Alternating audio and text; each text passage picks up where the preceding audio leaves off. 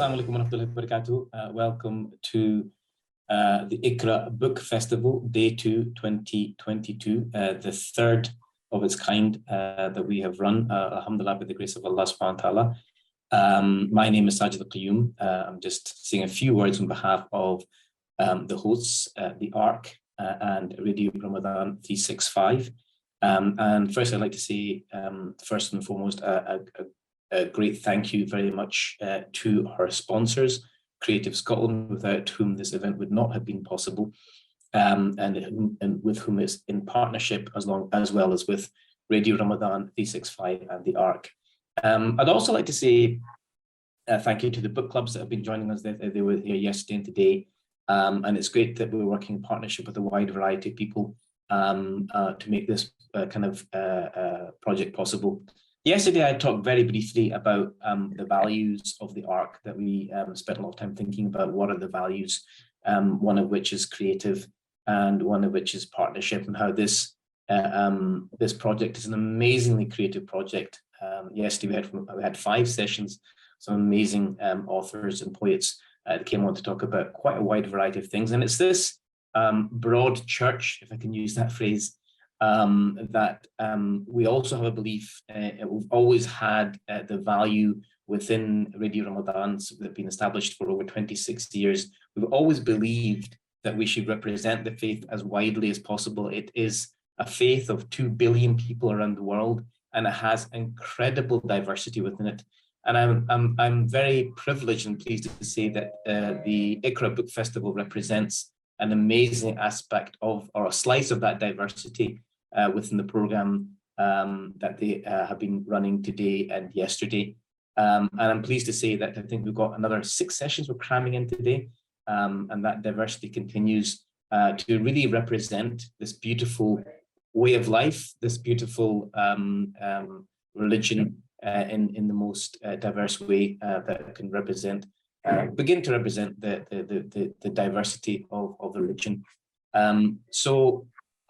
That's all for myself. It's to say thank you once again to Creative Scotland and those who have joined us today, and also the amazing team behind all this. You'll hear in a second from one of them, Sidra Ali, and many others.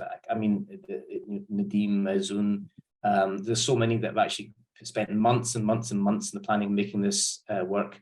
I hope and pray, as I say, this time around it's still online. We're all sitting in our respective rooms in our houses. But next year, inshallah, if Allah allows us, if God wills, maybe we can do face-to-face and then continue in this fantastic journey.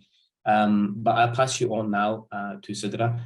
She is a secondary school teacher and a mother of a 1.5-year-old. And she has been a long-time volunteer here in Radio Ramadan since the age of 14. And she continues to be a great asset to us all. So Jazakallah khair, Sidra, and I'll pass on to you. Assalamu alaikum, and welcome back to the second day of the Iqra Book Festival. I have the pleasure of hosting the second day. I'm going to kickstart things, however, a slight change in the programme. So those of you who were tuned in yesterday to hear Rabia Chaudhry's session, and we were unable to air that due to unforeseen circumstances, we have rescheduled that in today for 5:30.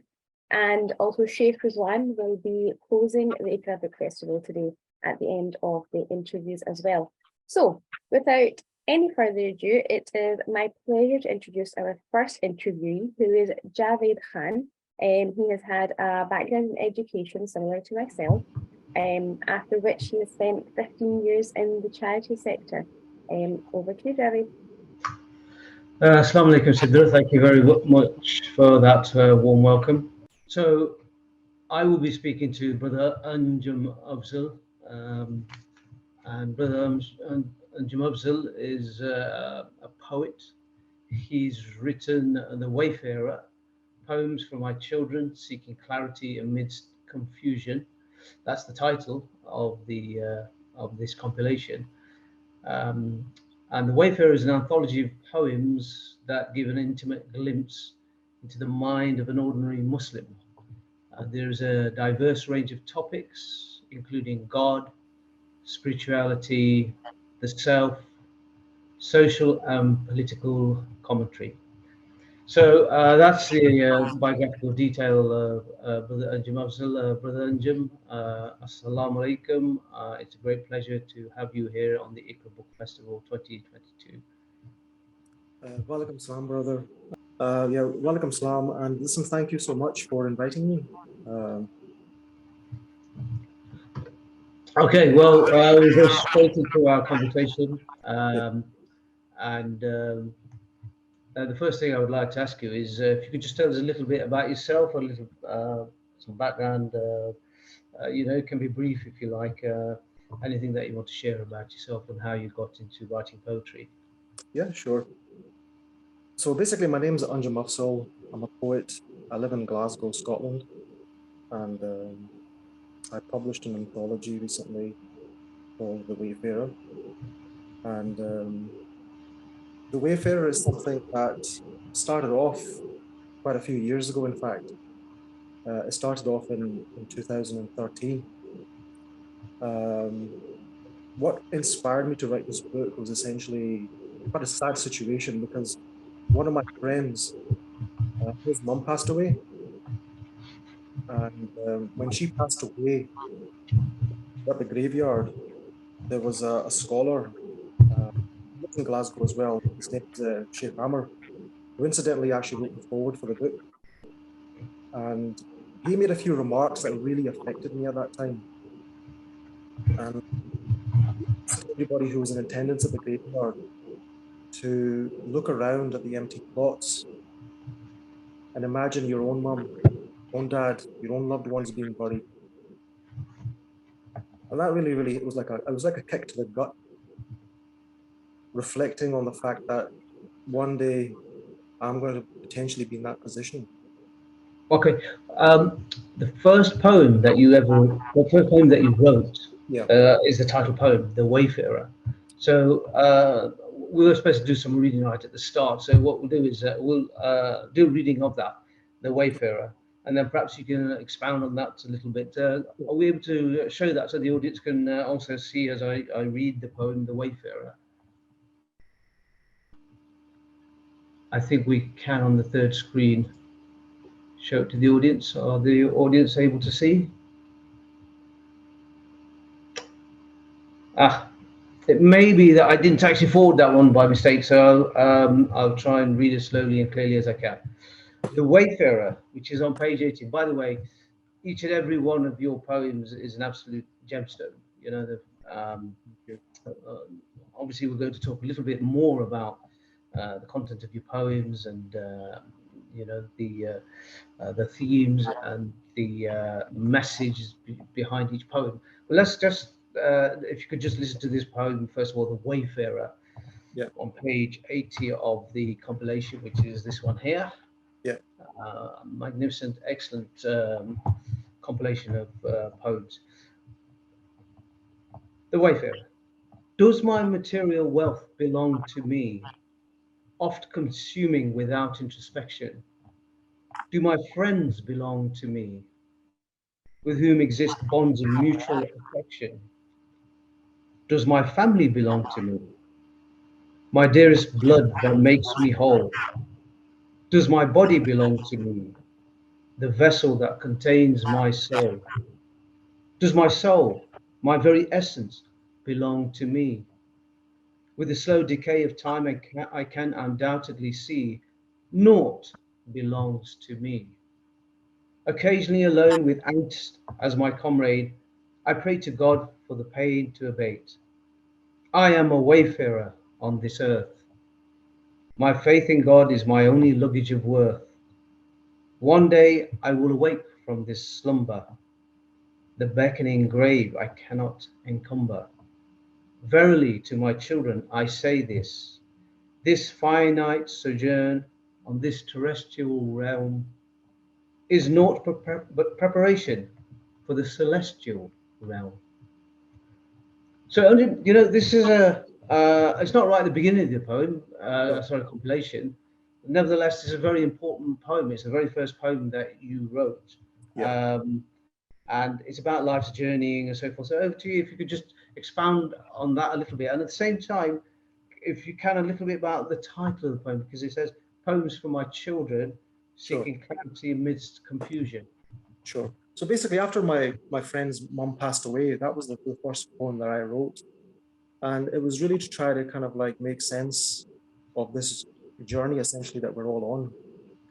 Because in her passing, and she was the same age as my mum, and her passing is symbolic of anybody's mum, my mum, your mum, anybody's mum passing away. And in fact, a couple of weeks after she passed away, my own gran passed away. So I was faced with this prospect of my dad having to mourn the loss of his own mum. So I fully immersed myself into thinking and introspection, and that's where this journey basically began. The Wayfarer, the title itself, I mean, I decided to actually use that title because I wanted to fully encapsulate what we're basically doing here in that one term, in that one word, because a wayfarer is essentially somebody who is on a journey, and each of us is on our own journey. Right. One of the things that struck me about what Sheikh Amr said at the funeral was that, you know, we've got limited time, and none of us really know how long or short this journey is.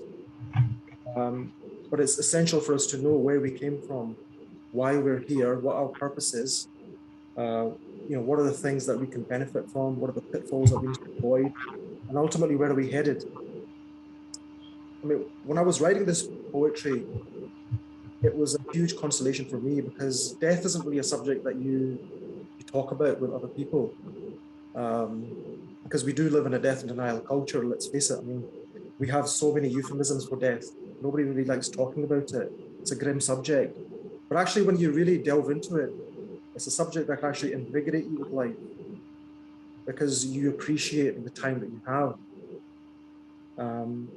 And the poetry was a huge consolation for me. I found it very beneficial. I found I was able to consolidate a lot of the things that I was learning in a format that was easy for me, accessible, simple. And I thought to myself, you know what, if I'm benefiting from this, perhaps I could leave this for my kids. So I started to write it conscious of the fact that I wasn't just writing for myself anymore, that I was writing for my children. So that's where the first part of the subtitle comes in, Poems for Okay. My Children.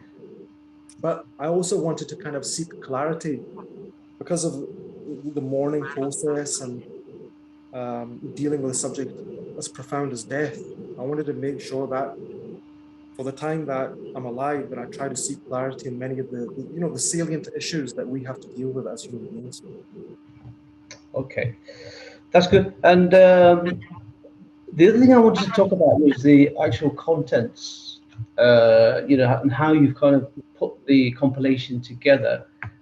You start with the fundamentals of the Wayfarer, and then provisions for the Wayfarer.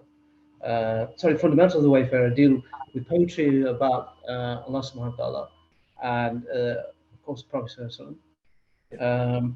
Sorry, I've missed a section. Then you talk, the next section is notables for the Wayfarer, and there's some interesting people in there, including Isa, Maryam, Imam Ghazali. And one of the poems we're going to look at is the Amir, and provisions for the Wayfarer is the next section. Yeah. And then after that, enemies of the Wayfarer, which reminds me a little bit about Sheikh Hamza's translation of Imam Mulud's purification of the heart. How to Imam cleanse. Mulud's, yeah. Yes, enemies of the Wayfarer, and then the world of the Wayfarer. So, if you could just expound on that a little bit and explain why you went about putting your compilation together in that manner.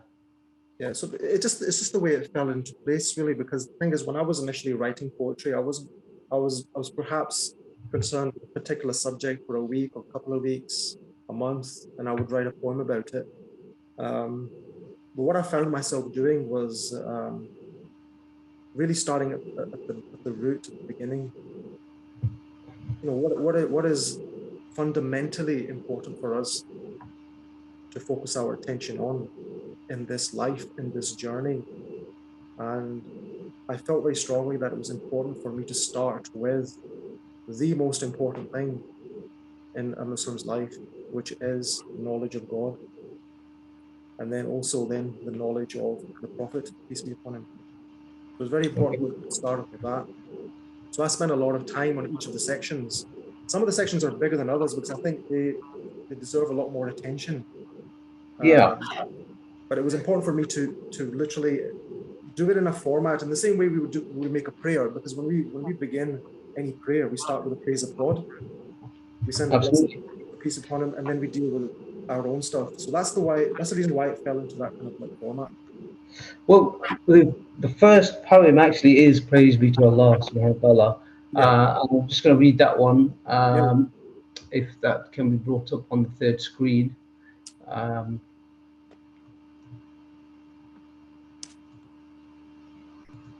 pretty sure I forwarded that. No, we're struggling to, but people have to just listen to me carefully.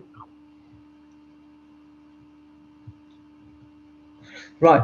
I'm going to read a poem, but people may not have copies of this, but this is one poem in which the actual format of the poem is completely different from the rest of them. If you could just explain that a little bit, Brother Anjum.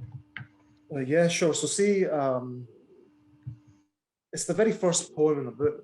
So praise be to Allah. If you look at the other book, the other poems in the book, they're all kind of sitting on the side of the page. But I wanted to put this poem, this one here, I wanted to put it at the center of the page. Praise be to Allah. That's the title of the poem. And it was I'm just going to read it, and then you can perhaps tell us a little bit about that as well. Praise be to God, who taught man by the pen. But what use is the pen that writes not in praise of God? Praise be to God, for he alone is worthy of worship, and none is worthy of worship except him. Praise be to God, who is most merciful to mankind and all creation, despite mankind's lack of mercy. Praise be to God, whom we sincerely ask for forgiveness, who forgives us when we sincerely ask. Praise be to God, who is most gracious and most wise, whose grace and wisdom encompasses all. Praise be to God, who is most bountiful, whose bounty is boundless. Praise be to God, the light, whose light cleaves the darkness. Praise be to God, who is great, for none is greater. Praise be to God, forever praised. Now, this is obviously in praise of Allah subhanahu wa ta'ala, and obviously a firm belief in Allah's graciousness and how bountiful He is, etc., etc. It says the rest of your poems, that is the central theme, isn't it? Everything emanates from that belief in Allah subhanahu wa ta'ala and that journey. If you could just tell us a little bit about this particular poem that you chose right at the start. Sure. So, as with anything, we should always begin with praising God. This poem I actually decided to put at the center of the page because I wanted to emphasize the centrality of God in our life and how important it is. If we don't have that right, then none of the other things matter, to be honest. So it's very important for me to put emphasis on that putting God first is the most important thing. And it is a thread that's kind of woven into most of the poems throughout the collection. Virtually all, I would say, and even some poems. We come across some poems that you look at the titles and you think, well, that they can't really be about Islam, or they cannot be Islamic, or they don't have that sort of central theme of faith, belief, the journey, etc., etc. Like, for instance, Bruce Lee and sectarianism, Wizard of Oz, and we'll look at those in a few minutes. But the central motif or the central theme is that, and that's what your ultimate goal is, no doubt. Yeah, because in order for a human being to have success in their kind of spiritual amelioration, they have to have the centrality of God in their life. That's the most important thing. I do keep coming back to God in virtually all the poems because that's essentially our main purpose in life, is to know God, to become close to God throughout our life. And that's the most important relationship that we have. We may lose all our earthly relationships eventually, whether it's parents, brothers, sisters, children, They can all be taken away, but that relationship is one that is of this world and the next. And that's why it's very important to always come back to that central point, that the purpose of life is to know God, to have Him first in all of our affairs. Okay. The other thing I wanted to ask you was about Sheikh Amir Jamil, who wrote the foreword. If you could just tell us a little bit about him as an inspirational figure, and then you do write poems which are on inspirational figures that we will look at in a few seconds. But if you could just mention a little bit about the Sheikh's influence. Yeah, the Sheikh was a big influence on me because when I wrote the poems, I wanted to make sure that like I was doing it properly, that I wasn't writing anything potentially erroneous that could cause problems later on, to be problematic for me. So I did seek his blessing, if you like, and he was very grateful for this time. He read the stuff, and he was very pleased that I was making this effort, and he was very kind enough to write a foreword for me. And his encouragement really helped, develop a certain confidence in me to continue writing and not give up. So his encouragement was very, very important. And he was essentially the catalyst that kind of instigated that kind of existential crisis within me, because it was his words that were so powerful that moved me in the first place, because he really, at that time, standing in the cold mud in the graveyard, asked us all to reflect on the death of our own parents, to really think about that. So he was very, very important. And Sheikh Amr is a scholar here in Glasgow, and he is the co-founder of ICE Syllabus, which is an Islamic program teaching the next generation. The program runs here in Scotland, but also, from what I understand, in England as well. So he's a very important person here, particularly for the younger people. One of the interesting things that he says is that there seems to be a gap in that there are not enough writers of poetry. I think it was poetry that I was referring to in English. Do you agree? And is that perhaps another thing that perhaps you're consciously aware of? Well, we have a rich history, as he mentions in the foreword, in poetry, in Persian and Arabic and Urdu as well, no doubt. But with English, I think it could be possibly part of the problem is that much of the community that lives here, and particularly in the UK, many of us are from Pakistan, India, Bangladesh, from Asia, and many parents do kind of push their children into the sciences and have this desire to have their children become doctors and accountants and engineers, which is a good thing. There's nothing wrong with that, but it does come at the expense of the arts, I think. And poetry is one of those arts that does inevitably suffer. Yeah. That's probably one reason why we're not seeing many. Well, your efforts have been absolutely magnificent. I think there's about 120 odd poems in there. And like I said, each one is a gemstone. And, I would highly recommend people listening in to get hold of copies of these. In fact, I will get hold of maybe 10 copies of these and distribute them amongst my family members and friends, and say, look at this. You said this is I think you have a terrific future, Brother Anjum, in terms of writing poetry, and perhaps have you dabbled in other forms of writing as well, short story or like that? So see, when I was like going through these periods in my life where I was exploring, learning, I did think about consolidating a lot of the things that I was learning in the form of prose in my own words, so that I could try to make sense of it. But what I found was that, see, if I was going to give this to my kids or potentially pass it on to other people to read, people don't have time. They don't have time to go through chunks and chunks of text. So the good thing about poetry is, number one, I enjoy it. I have a passion for it. I love it. Yeah. But it also allows you to actually compress a subject matter into a condensed page. language. Yes. And as long as you cover the salient points of the subject that you're trying to cover, that's fine. Yeah. It does the job. Well, okay. Let's just look at one of these poems that really fascinated me. was Wizard of Oz. Yeah. Okay. Which I just sorry, just bear with me 1 second, and I will read again to for the audience to hear a little bit about it. Could you mind what page that was on, brother? It's 101. Oh, there you go. I made a note somewhere. 101. Here we go.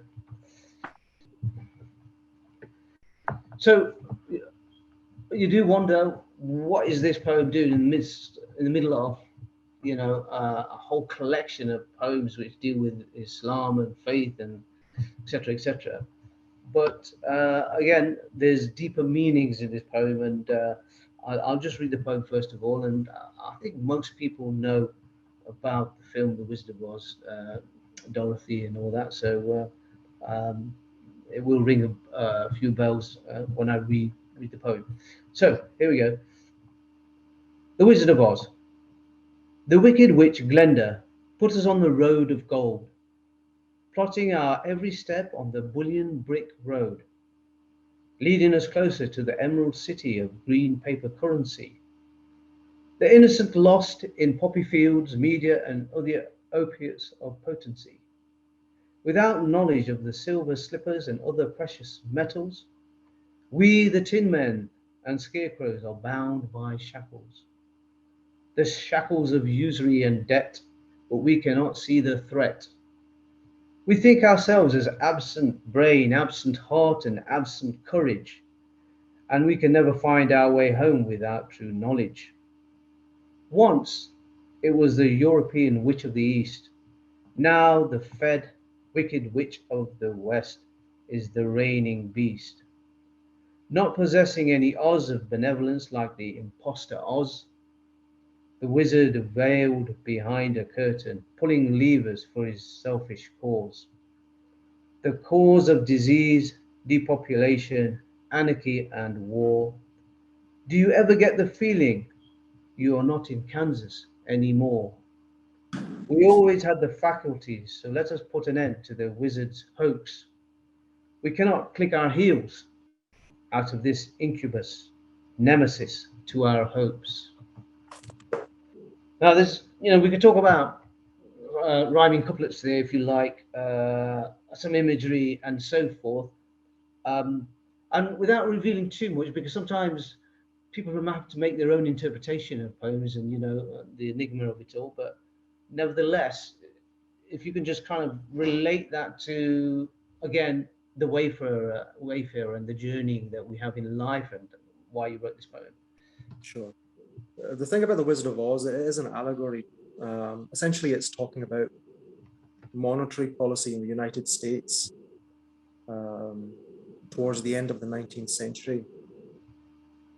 L. Frank Baum, who actually wrote The Wonderful Wizard of Oz, was trying to, as a last-ditch attempt, to try to get people to wake up to the fact that private banks were pushing for bills to become the sole proprietors of the distribution of money, the printing and the control of the money supply, essentially.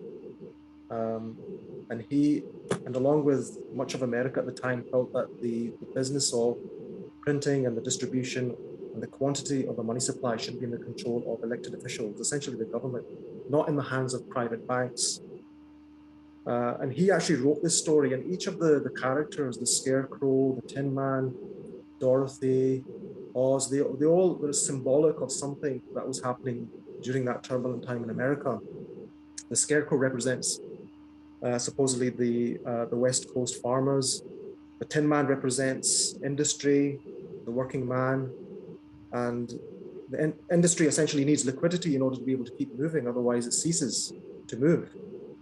And in the film and the book, the Tin Man, when he doesn't have oil, he freezes, he seizes, he doesn't move. And the same is true of industry. The Cowardly Lion supposedly represented William Jennings Bryan, who was a congressman who actually ran for the highest political office. He was running for the presidential seat. I think it was in 1896 against a man named McKinley, who was actually backed by the bankers. And William Jennings Bryan was fighting for the cause of the people. He was really trying to push for silver coinage to be introduced into the system because people were struggling, they were starving. There wasn't enough dollars out there per capita. But William Jennings Bryan, although he lost the election in 1896, soon after he kind of distanced himself from that movement. So he was regarded as a coward, although his intentions, originally he seemed very lionesque, but he became distant from that movement, almost like a coward. They didn't have the fortitude to kind of continue.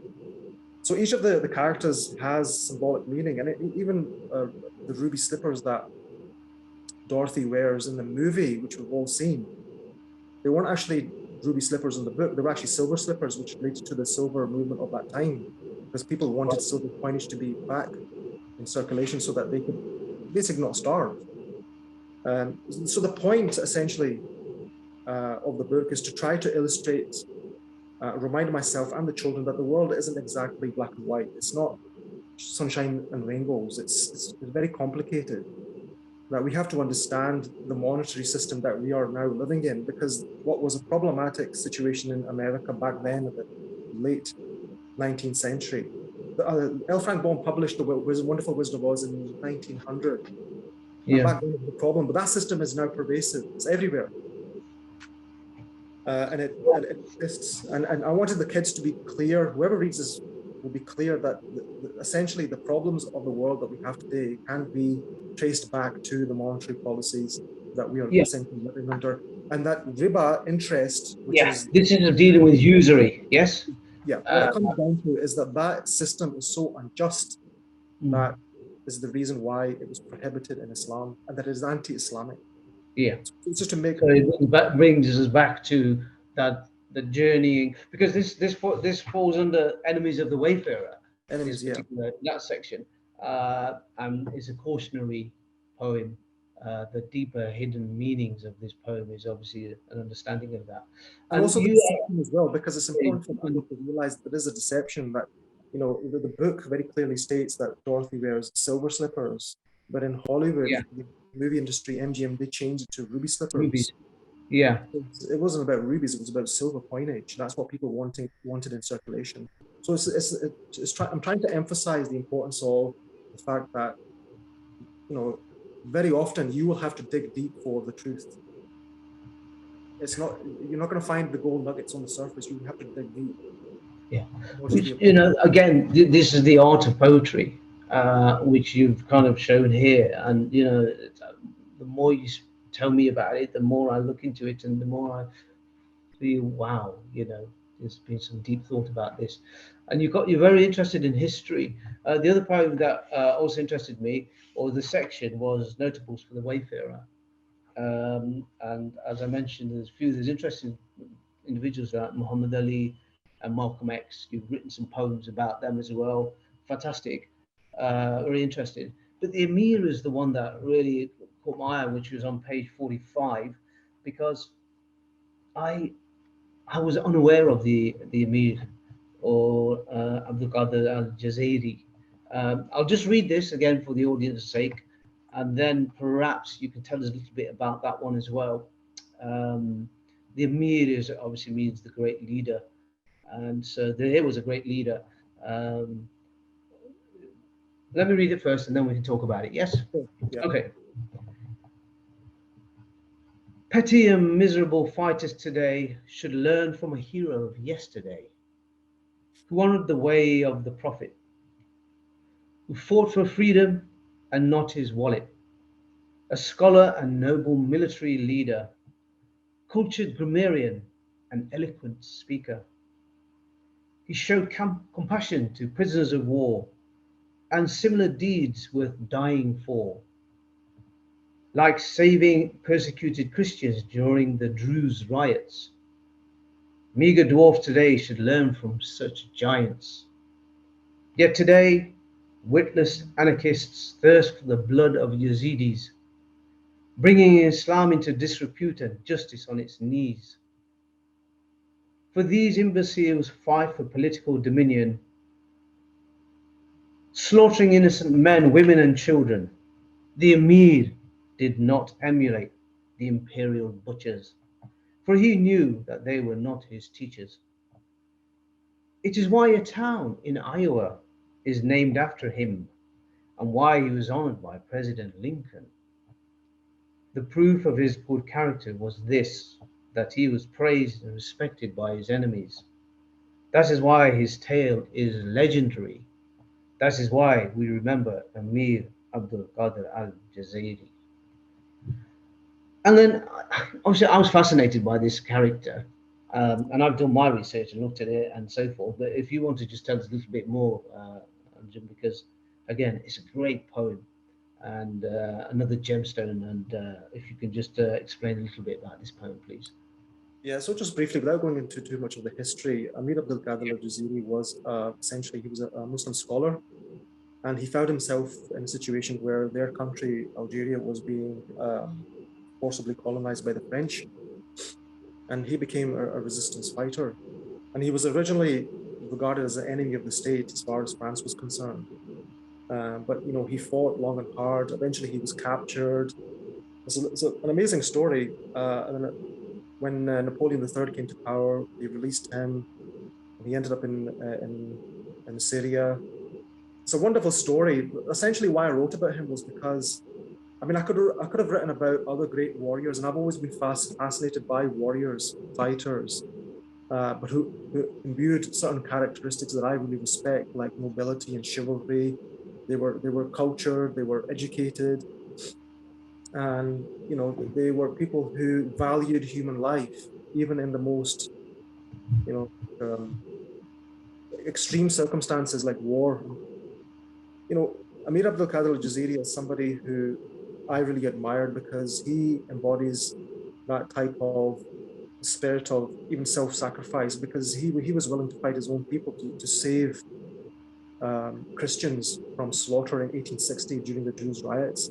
And a lot of the Yeah, Christians, a lot of the, it's the saint among the princes, the prince among the saints. right, a lot of the Christians that he saved, he took them to his own home, and his men, I think there were about 40 of them, helped him in that effort. And when the family members, these people that he saved, a lot of them were like family members of officials back in France. When they heard about what happened, they were very, very impressed, and they honored him.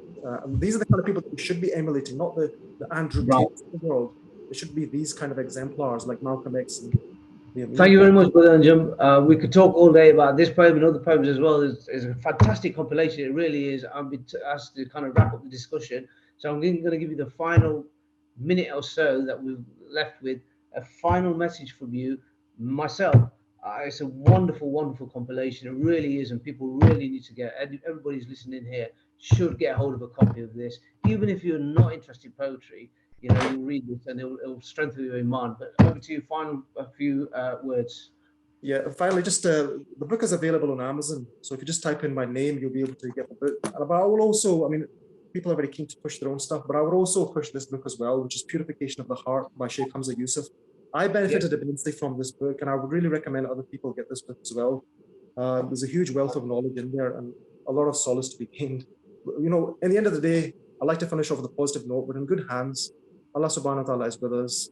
As long as we always turn to Him, everything is going to be good.